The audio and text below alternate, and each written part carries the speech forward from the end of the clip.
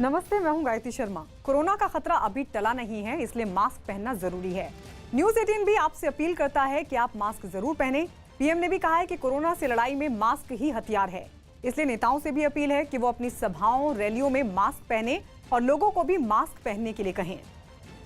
और आइए बात करते हैं पश्चिम बंगाल विधानसभा चुनाव की, जिसको जीतने के लिए बीजेपी ने अपनी पूरी ताकत झोंक दी है। प्रधानमंत्री मोदी से लेकर केंद्रीय गृह मंत्री अमित शाह तक सभी लगातार बंगाल का दौरा कर रहे हैं। अमित शाह आज एक बार फिर से बंगाल के दौरे पर रहेंगे। अमित शाह आज दक्षिण 24 परगना में गोसाबा के किसान मंडी मठ में जनसभा करेंगे और इसके बाद वो मेदिनीपुर जाएंगे, जहां वो एक रोड शो में होंगे शामिल। अमित शाह ने बंगाल में 200 प्लस सीटों पर जीत का लक्ष्य रखा है।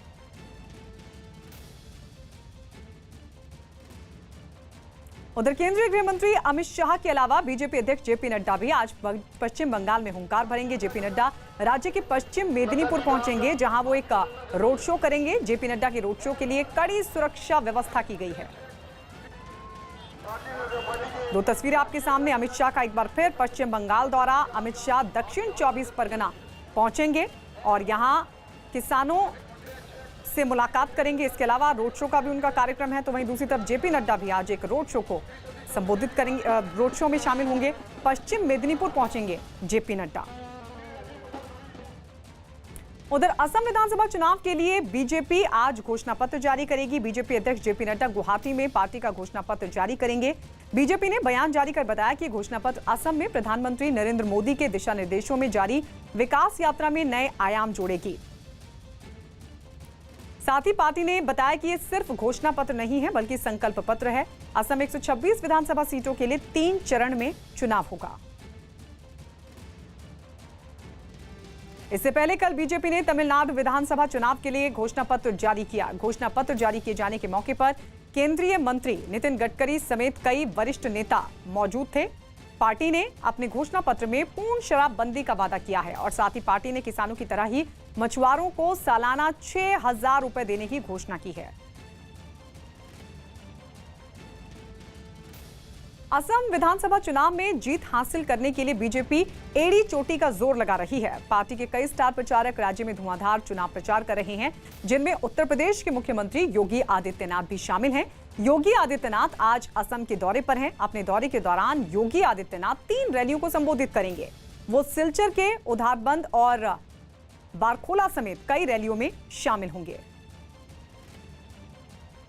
गुजरात में कोरोना के मरीजों की संख्या बढ़ते ही इस महामारी की जांच तेज कर दी गई।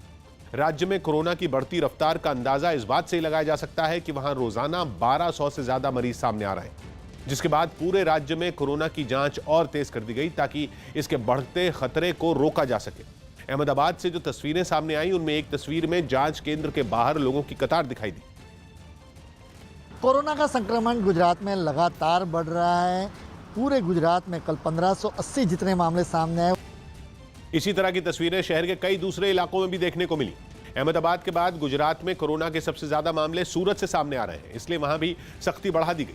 हालात का जायजा लेने के लिए नगर निगम की महापौर और कमिश्नर ने खुद कई जगहों का दौरा किया। वहां के बाजारों और शॉपिंग मॉल में कोरोना की जांच के लिए टीमें तैनात कर दी गई। लोगों के बीच दूरी बनाए रखने के लिए जांच केंद्रों के बाहर जमीन पर निशान भी बनाए गए और इसके साथ ही राज्य के सभी अस्पतालों में कोरोना के नए वार्ड खोल दिए गए।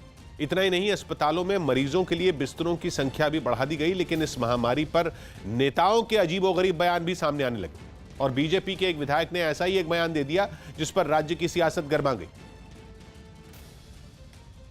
भारतीय जनता पार्टीના કાર્યકર્તાઓએ મહેનત અને મજૂરી કરી છે। એક પણ કાર્યકર્તા આનાથી સંક્રમિત થયો નથી। इससे पहले बीजेपी नेता योगेश पटेल ने भी कोरोना के बढ़ते खतरे पर हैरान कर देने वाला बयान दिया था। हाल ही में महाशिवरात्रि के मौके पर वडोदरा में हजारों लोगों की भीड़ जुट गई थी, लेकिन जब इस कार्यक्रम को आयोजित करने वाले बीजेपी नेता योगेश पटेल से सवाल पूछे गए तो उन्होंने विवादास्पद बयान दे दिया था। तो जवाबदार कौन है? जवाबदार भगवान से हमें कोई ने आमंत्रण आपता नहीं।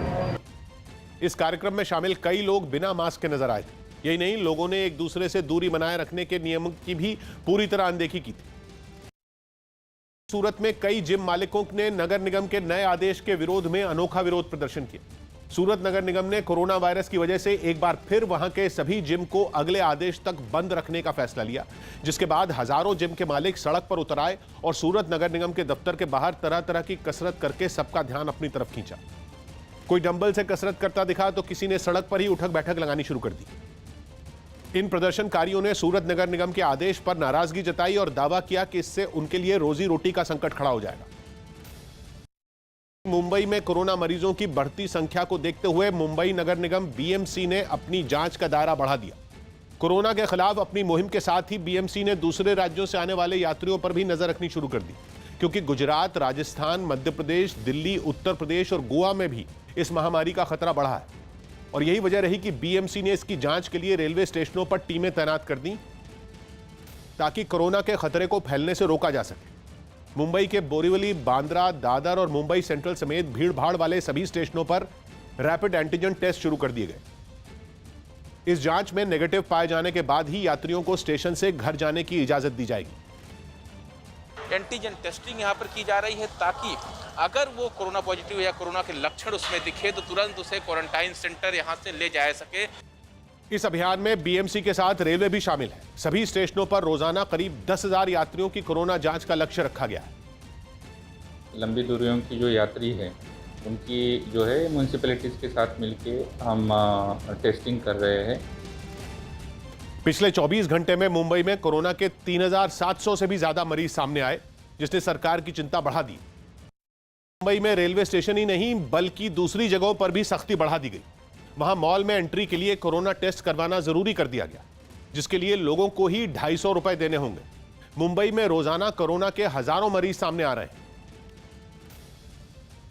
मुंबई महानगर पालिका ने कमर कस ली और मॉल के बाहर लोगों का रैपिड एंटीजन टेस्ट करना शुरू कर दिया, जिसके लिए हर शख्स से 250 रुपए भी लिए जा रहे हैं। अभी मैं मुंबई के एक मॉल के बाहर मौजूद हूँ और जो भी इस मॉल के अंदर जाना चाहता है पहले उनका रैपिड एंटीजन टेस्ट किया जा रहा है। वहाँ ये नियम बना दिया गया कि मॉल में एंट्री लेनी है तो कोरोना का टेस्ट कराना होगा, जिसके लिए मॉल के बाहर बीएमसी की टीम तैनात कर दी गई, जिसने लोगों का सैंपल लिया।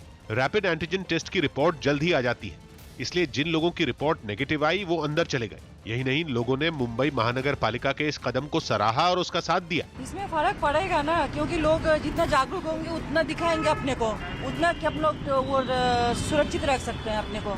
मुंबई में कोरोना को फैलने से रोकने के लिए मॉल के अलावा भीड़ भाड़ वाली दूसरी जगहों पर भी नजर रखी जा रही है, खासकर रेलवे स्टेशन पर, जहां यात्रियों का टेस्ट किया जा रहा है। अमेरिका के कोलोराडो में एक आदमी ने वहां के एक सुपरमार्केट में घुसकर अंधाधुंध फायरिंग कर दी।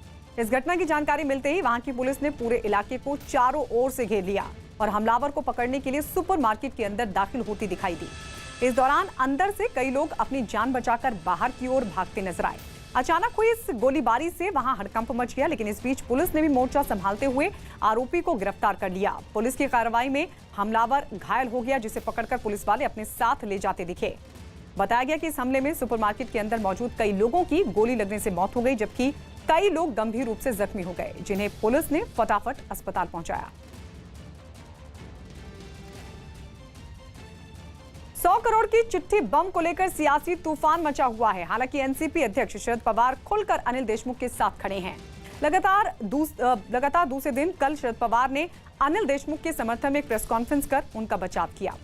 परमबीर सिंह ने चिट्ठी में दावा किया था कि फरवरी में सचिन वाजे की अनिल देशमुख के साथ मुलाकात हुई, जिसके बाद शरद पवार ने अनिल देशमुख का बचाव किया और यह दावा किया कि 5 से 15 फरवरी तक देशमुख और वाजे की मुलाकात हो ही नहीं सकती, क्योंकि इस दौरान अनिल देशमुख कोरोना की वजह से अस्पताल में भर्ती थे। शरद पवार ने कहा है कि अनिल देशमुख के इस्तीफे का सवाल ही नहीं उठता। इस्तीफा नहीं देंगे, ये तय है। सवाल है कि जो एलिगेशन किया है, ये एलिगेशन में सच्चाई नहीं। एलिगेशन का जो समय है वो समय में वो नहीं थे मुंबई में, वो नागपुर में हॉस्पिटल थे। ये बात साफ होने के बाद फिर इसमें और कोई एक्सपेक्ट करना ठीक है। इन्वेस्टिगेशन नहीं होने की जरूरत है सर, कोई इन्वेस्टिगेशन कराने की जरूरत नहीं है आपको लगता है? सर एक जैसे आप कह रहे हैं कि देशमुख। लेकिन एनसीपी की सफाई के बाद बीजेपी नेता अमित मालवीय ने अपने ट्वीट में अनिल देशमुख का एक ट्वीट टैग कर अनिल देशमुख के अस्पताल में भर्ती होने वाली बात पर उंगली उठाई। तो अनिल देशमुख खुद सामने आए और उन्होंने 15 फरवरी की उनकी प्रेस कॉन्फ्रेंस के पीछे की कहानी सुनाई। मुझे कोविड हुआ था, उसके वजह से नागपुर के एलेक्सिस अस्पताल में मैं 5 फरवरी से लेके तो 15 फरवरी तक एडमिट था।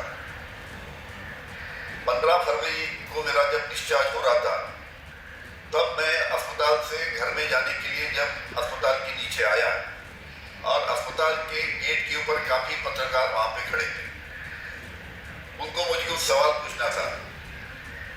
मैं कोविड की वजह से मेरे में वीकनेस था, उसकी वजह से मैं वहीं कुर्सी पे बैठ के उनके सवालों का जवाब देके गाड़ी में बैठ के होम क्वारंटाइन 27 फरवरी तक हो गया। 28 फरवरी को मैं पहली बार घर के बाहर। लेकिन जैसे ही बीजेपी ने पवार के अनिल देशमुख के अस्पताल में भर्ती होने वाली बात पर उंगली उठाई, वो खुद सामने आए और उन्होंने 15 फरवरी की उनकी प्रेस कॉन्फ्रेंस के पीछे की कहानी सुनाई।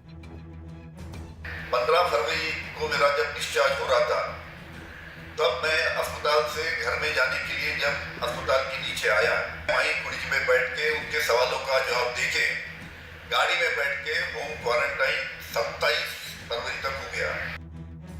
वहीं बीजेपी ने महाराष्ट्र के गृह मंत्री अनिल देशमुख के इस्तीफे की मांग पर संसद के दोनों सदनों में खूब हंगामा किया। पार्टी के महाराष्ट्र के सांसदों ने एक सुर में मुंबई के पूर्व पुलिस कमिश्नर परमबीर सिंह की चिट्ठी का मुद्दा उठाया और सदन में मांग की कि अनिल देशमुख अपने पद से इस्तीफा दें।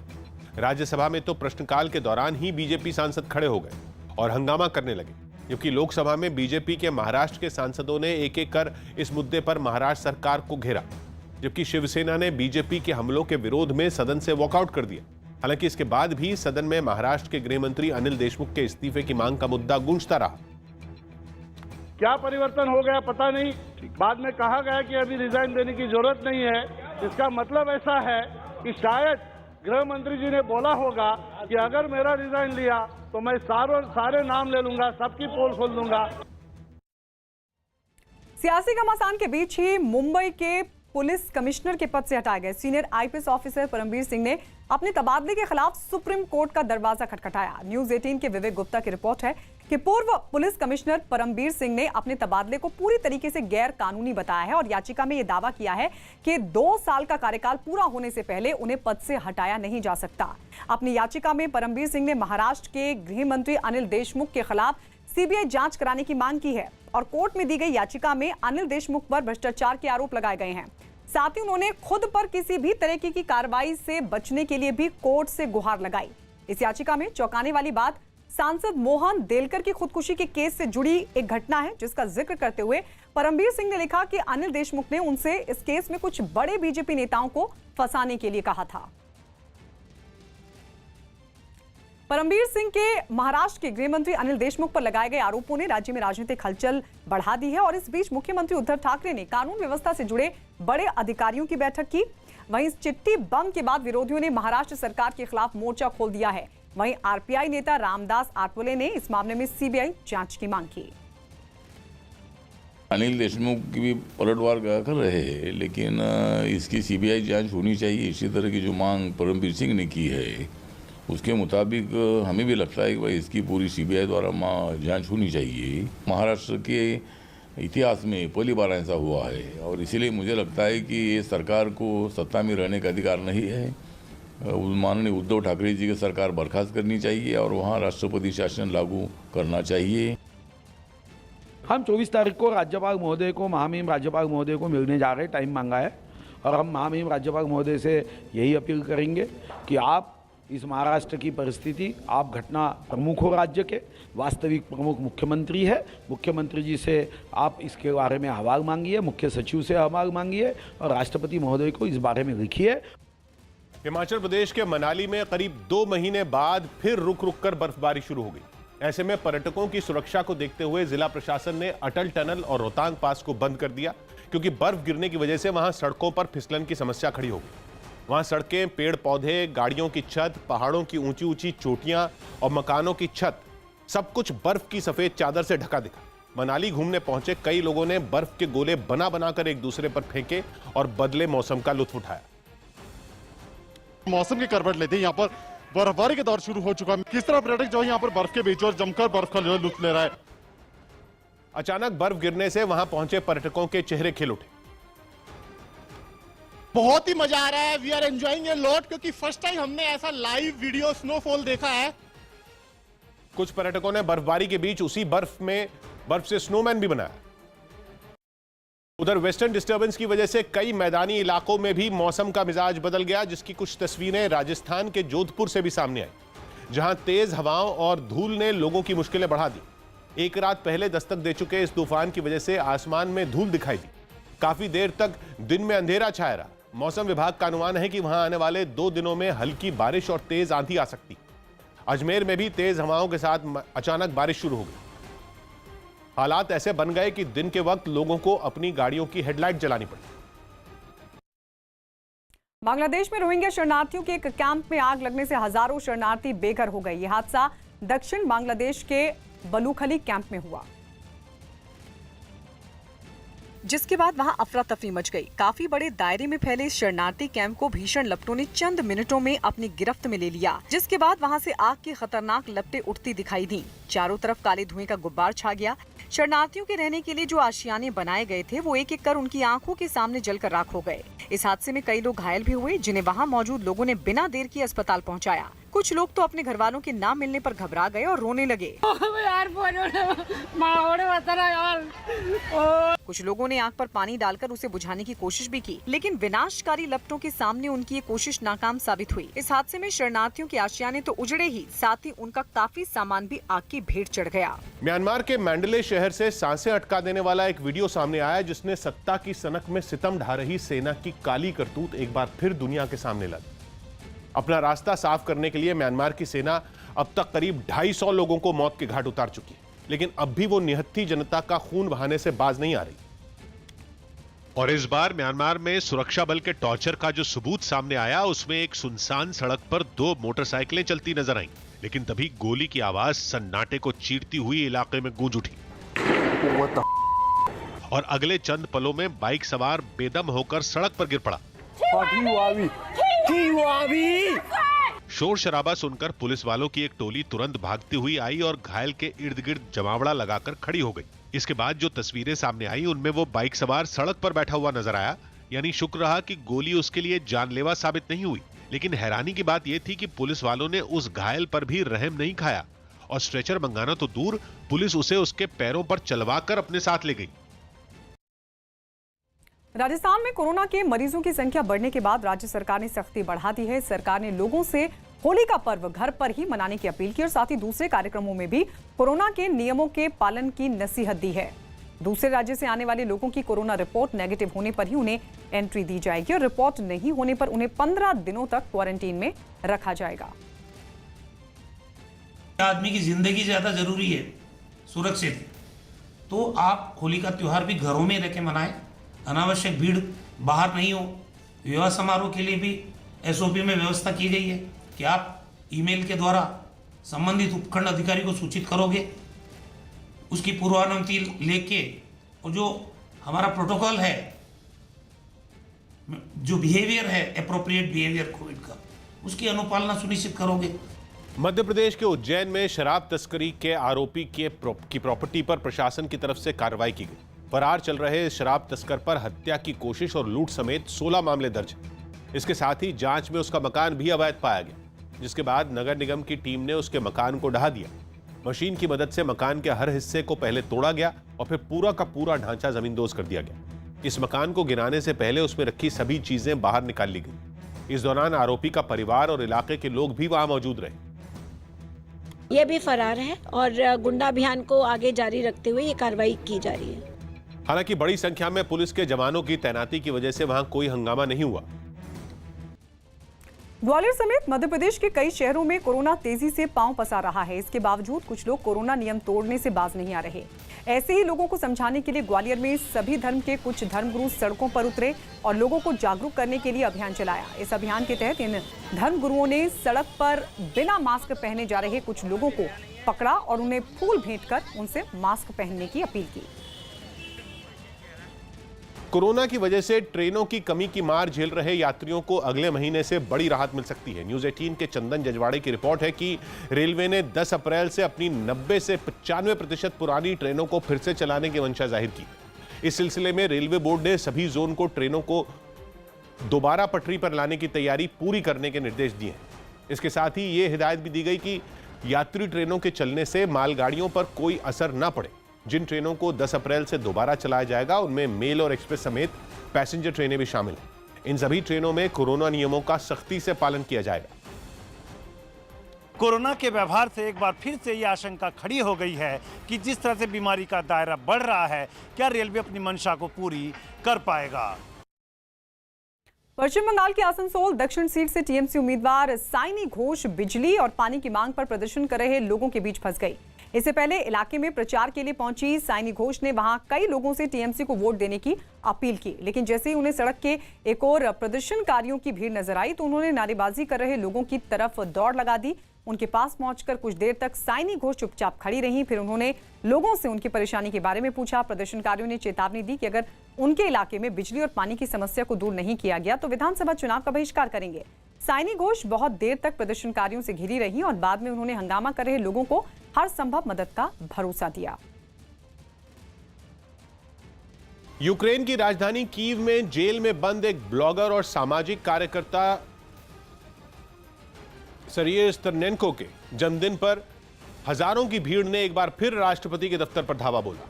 भ्रष्टाचार के खिलाफ आवाज उठाने वाले ब्लॉगर को अपहरण और मारपीट के आरोप में पिछले महीने 7 साल की सजा सुनाई गई, जिसके खिलाफ राजधानी समेत कई इलाकों में हिंसक प्रदर्शन हुए और इस बार भी सरये स्टरनेंको के समर्थकों और चाहने वालों का हुजूम राष्ट्रपति के दफ्तर के बाहर जुटा, जहां उन्होंने सरये के जन्मदिन की खुशी में जमकर पटाखे फोड़े।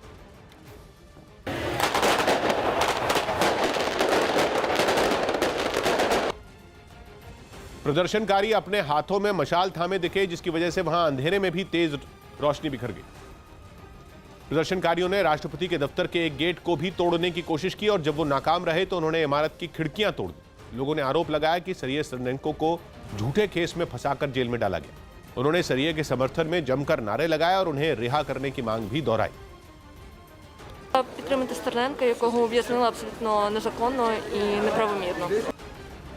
प्रदर्शनकारियों ने उन्हें रिहा न करने तक अपना आंदोलन जारी रखने की चेतावनी भी दी।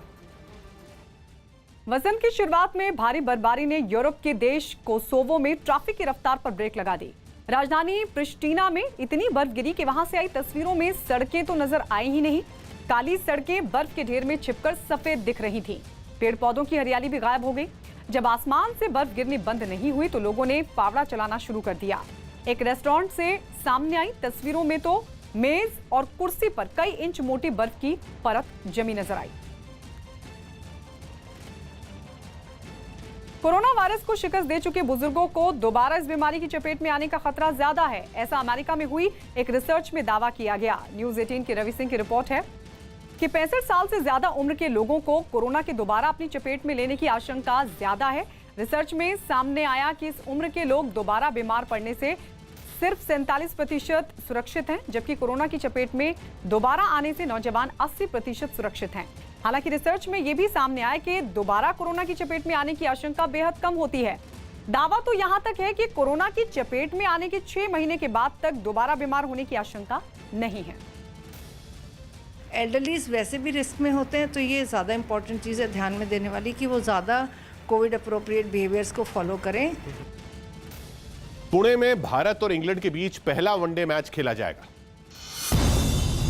भारत और इंग्लैंड के बीच दोपहर से वनडे सीरीज की शुरुआत होगी। ये पहला मैच दोपहर 1:30 बजे से पुणे में खेला जाएगा। फॉर्म और आउट ऑफ फॉर्म की एक ही चीज मेरे जहन में आती है, ये वही गाना है, कुछ तो लोग कहेंगे, लोगों का काम है कहना। हम अपने प्लेयर्स को बैक करेंगे।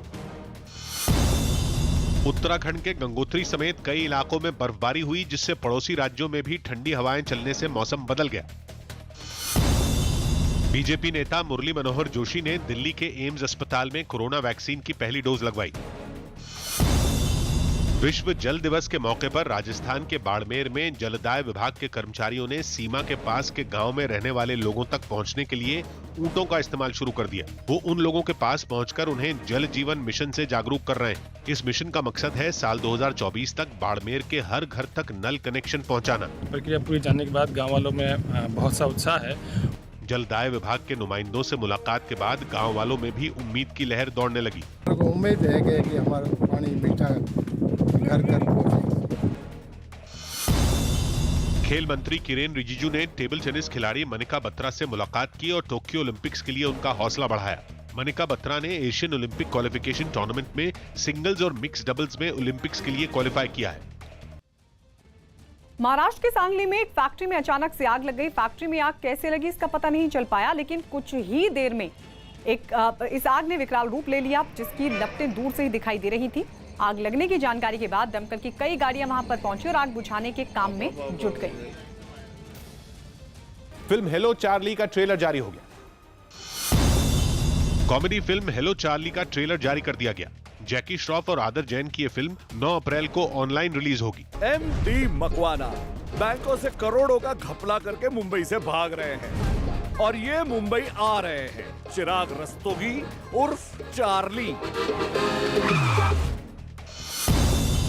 उत्तराखंड के नए सीएम तीरथ सिंह रावत की कोरोना रिपोर्ट पॉजिटिव आई। हालांकि उन्होंने बताया कि उन्हें कोई दिक्कत नहीं है और वो ठीक है। तीरथ सिंह रावत ने 10 मार्च को राज्य के नए सीएम की शपथ ली थी। केरल सोना तस्करी केस में आरोपी स्वप्न सुरेश की जमानत याचिका कोच्चि की एनआईए कोर्ट ने खारिज कर दी। पिछले साल जुलाई में तिरुवनंतपुरम एयरपोर्ट से करीब 15 करोड़ का सोना बरामद किया गया था। इसी के बाद स्वप्न सुरेश की गिरफ्तारी हुई थी। निशानेबाज मनु भाकर और सौरभ चौधरी ने शूटिंग वर्ल्ड कप में गोल्ड मेडल जीता। उन्हें यह कामयाबी 10 मीटर एयर पिस्टल की मिक्स्ड प्रतियोगिता में हासिल हुई।